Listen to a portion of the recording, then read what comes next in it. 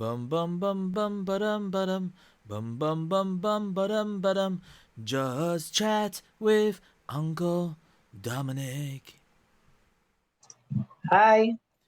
Hello, everyone. This is Uncle Dominic. Today is our official live stream. I have with me Royce and Karen from the Philippines.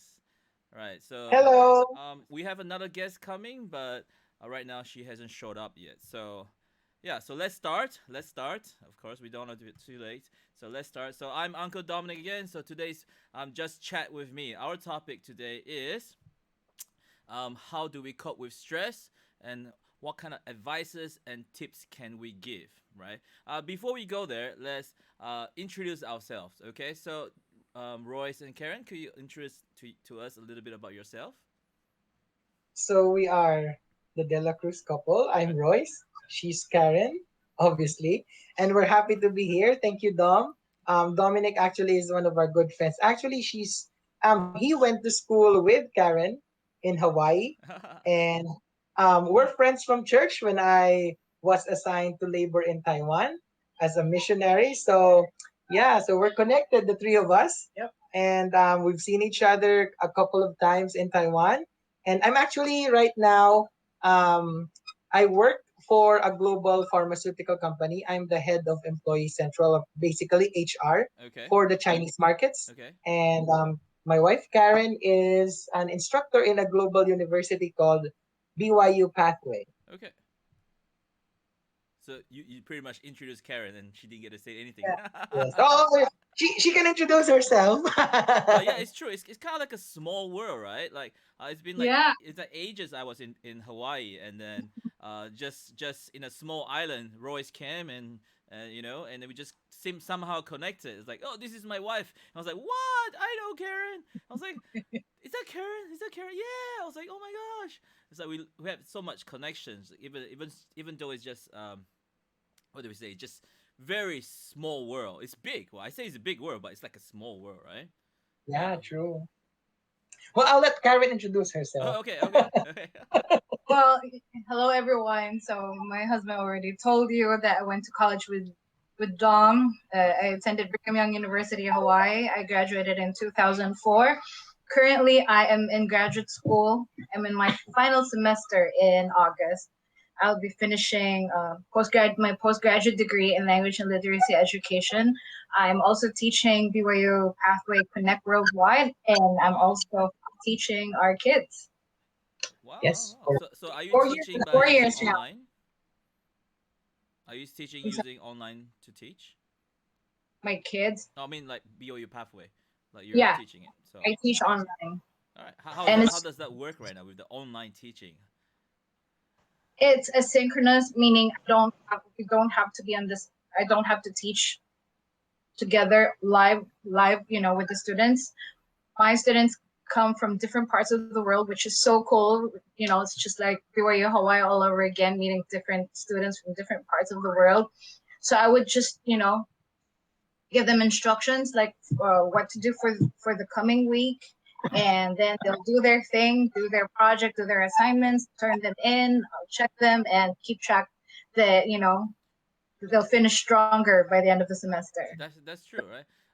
But I'm an educator myself, right, in Taiwan. So, but it's teaching online is kind of a bit difficult.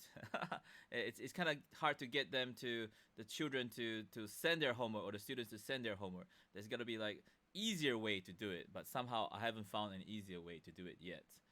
Yeah. Yeah, which probably gives you a lot of stress, right? Yeah. Well, the stress part is how do I check their homework, right? So I'm getting Yeah. students to just put their homework in front of the camera, and I was like, okay, let me see your work. Okay, I was like, oh, okay, you got it right, you got it right. So it's like it's kind of Yeah. like that, That's right?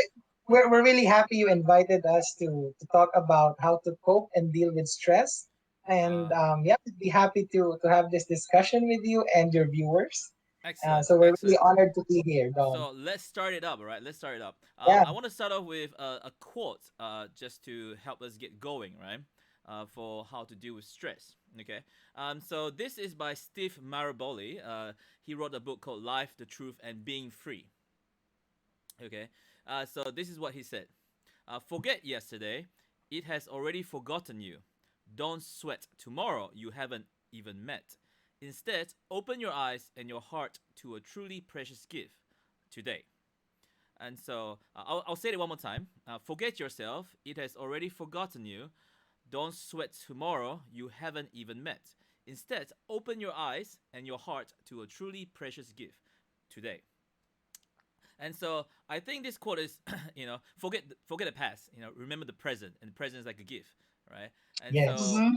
I guess in this way, it's pretty useful for us to know and for younger people to know as well because we get stressed out, right? And so, what do you think about this, Royce and Karen? Actually, I think stress. I really like your quotation, Dom. Right. And for me, you know me. I'm a happy guy. Like I'm always smiling. I've become much happier since you've met me when I was single, and now that I'm married, we're actually celebrating our 11th engagement Oh wow! anniversary today. Congratulations! Thank Congratulations! you. Thank you. So are you So saying you were full of stress before you met Karen, and so Karen just took away your stress? yeah, that's I hope I did that. yes, she did. That's one of the reasons that we're happily married because we take each other's stress. She gets stressed from work or from the kids, from the household chores, and Ah, I do also from providing for the family, and we just complement each other. Well, actually, what I think the reason for stress is actually unmet expectations or unclarified expectations. We expect things to happen.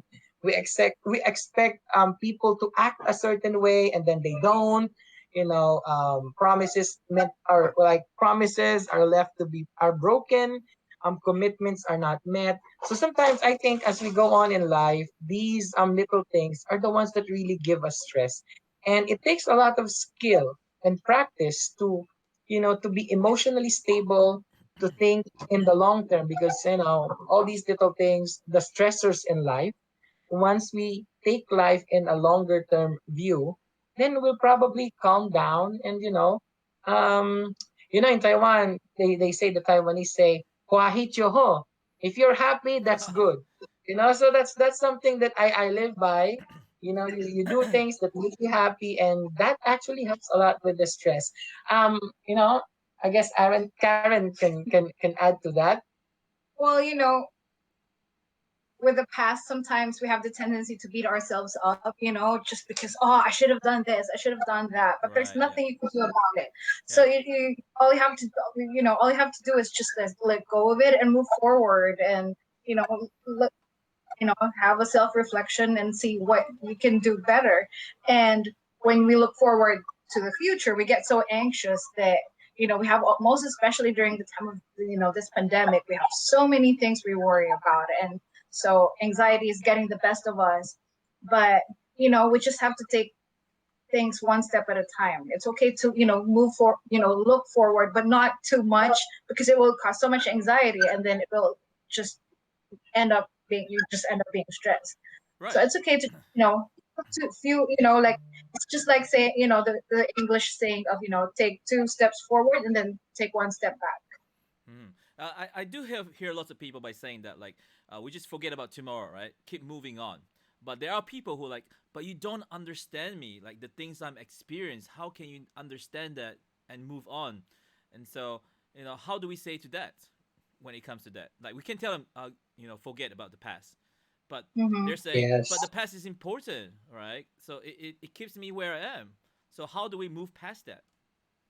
Actually, I think the most important thing when you're having this discussion with your family or friends is just to be there. All over the world, we're experiencing massive mental health challenges. We are not immune to that, even ourselves. And one of the best things which is being recommended by psychiatrists, psychologists, the experts, is to have, when you're the one at the receiving end. For example, in a marriage, the wife is stressed. So it's important that the husband will have a listening ear, not to force our ideologies, our own philosophies, our own beliefs, because each one of us, we are individuals. We have our own feelings, our own experiences, our own worldview. Right. And you're right, Dom. people will say, for me, the past is important, or to another person, the future is important. So, Mm. all these things, we can't just tell them, like, do this or do that. I think one of the best things to really help with stress is to find a listening friend. So I found my listening friend, and that's Karen. And I hope I'm also her listening friend. Well, let's Because, put this question to Karen. Karen, what if the yeah, Yeah. stress is Royce? Royce is your husband, and he is the stress. What do you do then? Because I know in some families, right, Yeah. some relationships, not every couple is perfect, right? So Well, people have different problems. Like you mentioned, like everything's perfect, almost perfect in your relationship. You guys are happy with each other. But what if the stress is your husband, or whichever way around, right? So mhm. Karen, how would you say to that? Because Roy said that you are he will be your listener. But what if he's the one that causing you stress?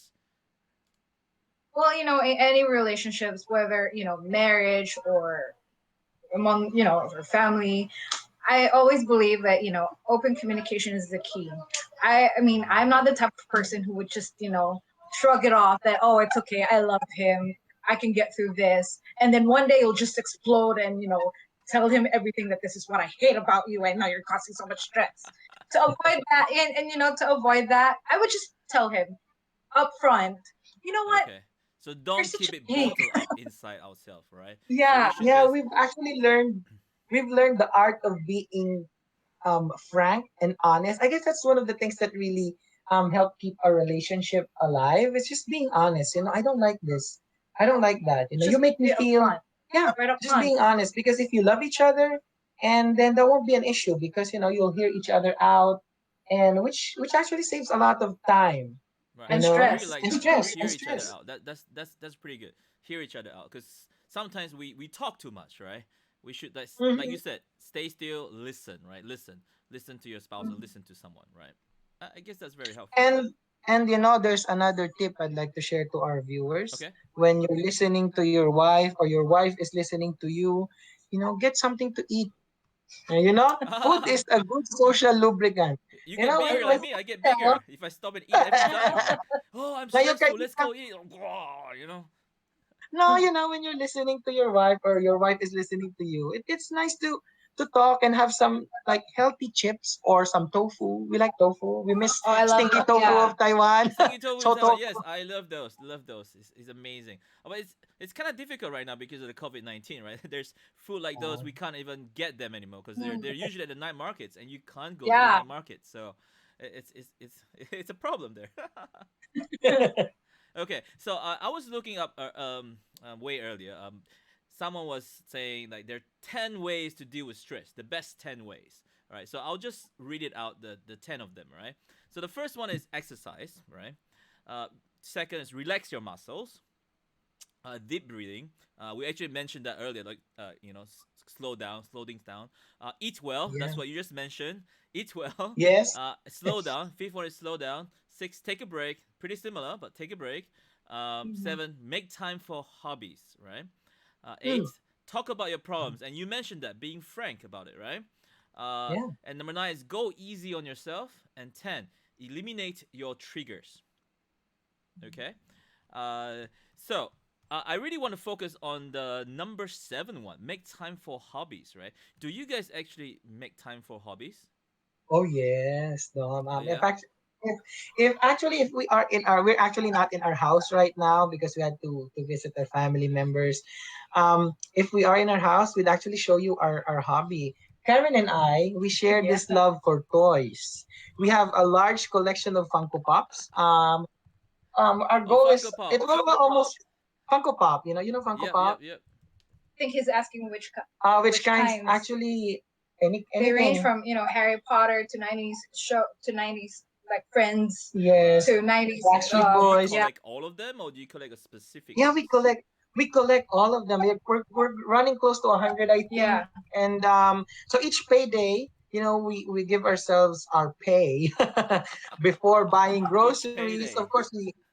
course, we give 10% to the Lord, and we donate to the church. But yeah, Karen gets her stuff, Funko Pop, and I get mine.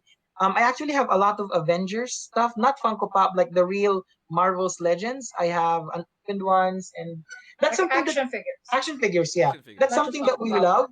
That it really takes the stress out of life. When we're down, we just actually our bedroom is where we It's display full. display all our toys. So Ah, whenever we distress, we just go to our bedroom and You ooh, look look at at our them, toys. So and but we don't open them. oh, you We don't just yes, open look at them.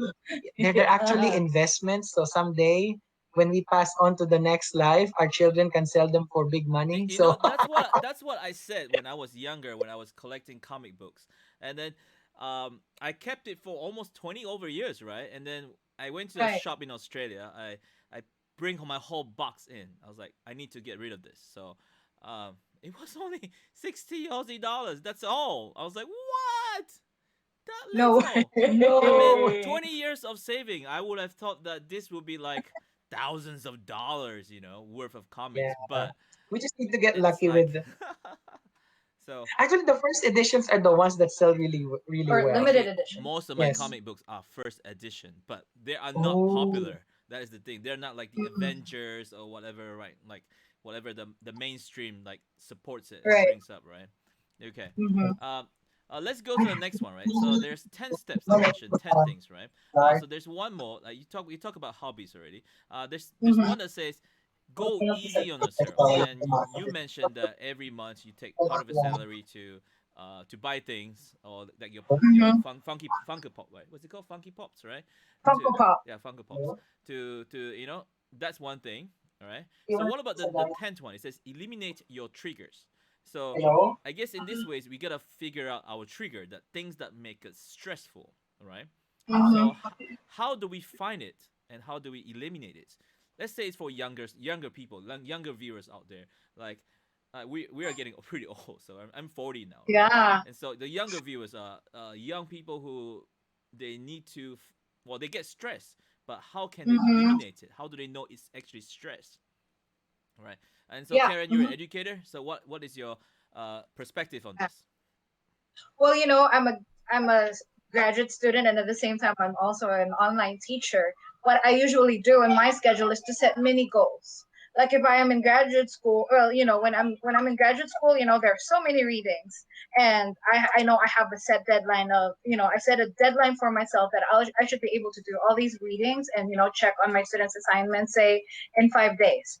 So what I do is I set within those 5 days, I set a mini goals of how many pages or how many students' assignments should I be checking in a day, and that way I know I won't get stressed out that looking at the bigger picture. Oh, I still have a couple, hundreds of pages left to read, or still have tons of student assignments I need to work on. And so for me that helped a lot, because little by little, you don't even know it that, oh, I was able to accomplish all of them within the goal I've set for myself without getting stressed.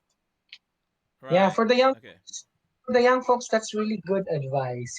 As we go on through life, you find that don't sweat. Because when you're young, they say don't sweat the small stuff. Although I'm sweating, it's really hot here in Manila. So, but I've heard the older people when I was in my teenage years. Don't sweat the small stuff. But when you're a teenager, everything is big, right? Right? Like when your friends say something about you, you think it's like the end of the world. When they say something nasty or bad about you hear your friends gossip about you. But I really think it's like you just have to, just like what Karen said, to chop down everything, to make small goals. Mm-hmm. To And get to your bigger goal. yes, to your bigger goal. But in the end, Yeah, so I that's think the it's thing, right? Small goals towards bigger Mm-hmm. goals, right? But yeah. I Mm-hmm. guess for some young people, they set a goal, but there's no goals after that. Like they didn't plan ahead. Like for me, sometimes I forget to plan ahead. Like if I do this, what will happen after? So and so I like you said, we should plan longer, right? In Yeah, this I think case. regardless of age, we all have the tendency, that I have this goal in mind, but you're not really sure how to get to that goal, and then you ended up stressing. You ended up getting stressed and Mhm. getting to that, and then you say, you know what, this is hard. I'm not gonna do it. Yeah, that's why You it's know, it's important to right? have a coach. A you coach. know, or A mentor. a So mentor or a coach. You know, although I'm really fat right now, I used to be an athlete. Yes, I used to play So you're gonna badminton. need a fitness coach, right? I used to be an Back in athlete space. myself. I know, right? Everyone used to be an athlete, like somehow, somewhere along the way, But right? yeah, kidding aside, I used to be number two in our province or in our city. So in badminton.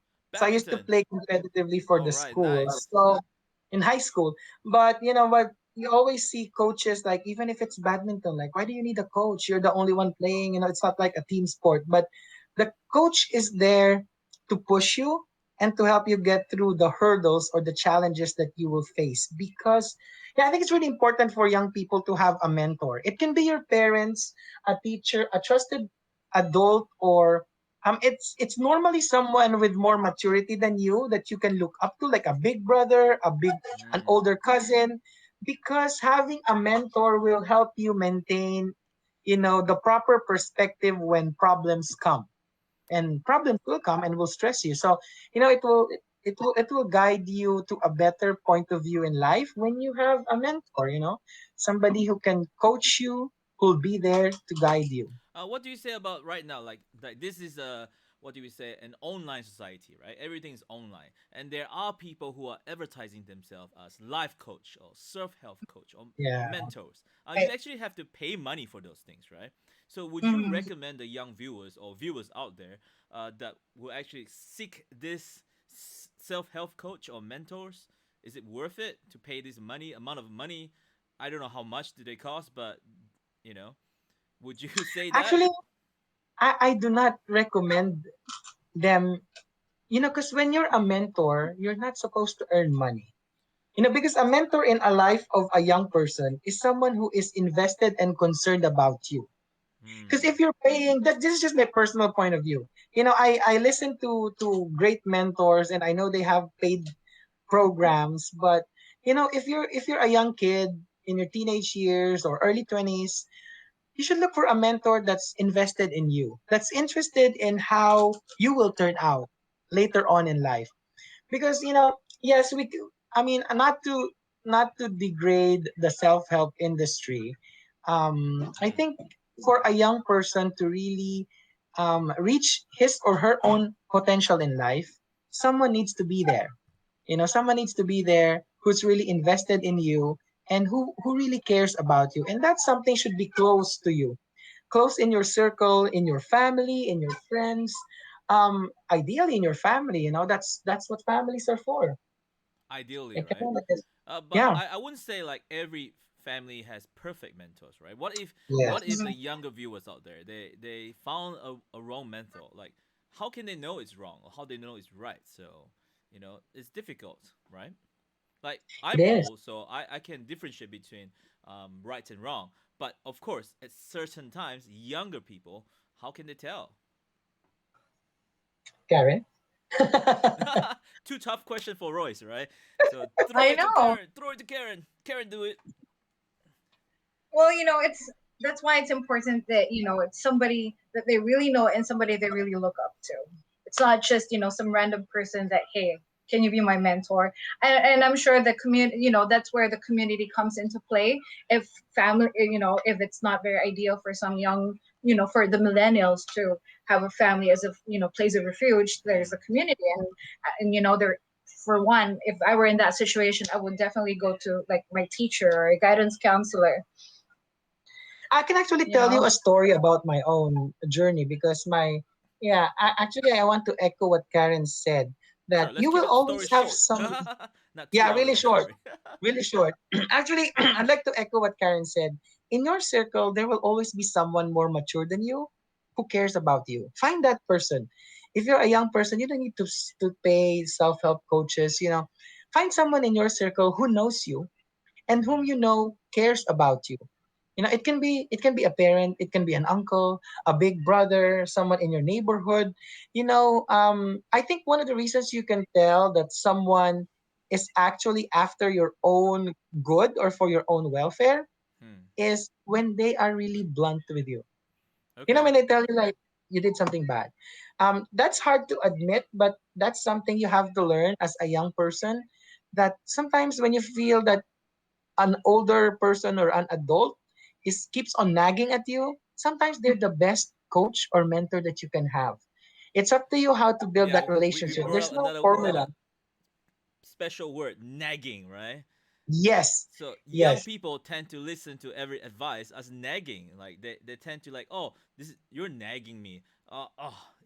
Stuff like that. So what can we do? I guess you really have to change your mindset. I mean, Karen, what do you think? Well, if I don't know, but here in the Philippines, moms have the stereotype Filipino, or I guess Asian.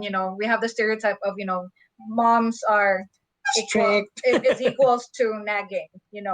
Right, right, right. And I if you were on the if you were on the other side of being a mentor, I wouldn't nag.